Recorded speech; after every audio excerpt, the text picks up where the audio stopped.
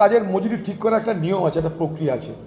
সেই প্রক্রিয়ার মধ্যে কমলে কমতে পারে, কারণ পশ্চিমবঙ্গে মানুষের স্ট্যান্ডার্ড অফ লিভিং কম। আরও বড় কথা, পশ্চিমবঙ্গ সরকার নিজের ন্যূনতম মজুরি বাড়ালেই পারে। এই যে বিড়ি শ্রমিক, যাদেরকে পশ্চিমবঙ্গ সরকার ঘোষণা করেছিল বিড়ি শ্রমিকদের 280 টাকা 1000 বিড়ির মজুরি দেবে, সেটা দিয়েছে কি? দেয়নি। তাহলে যে সরকার ন্যূনতম মজুরি দেয় না, সেই সরকার দাবি করে কি করে?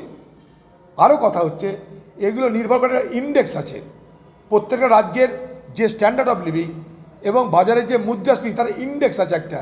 100 দিনের কাজের 100 দিনের কাজের সঙ্গে এই ইন্ডেক্সকে লক্ষ্য করা হয়।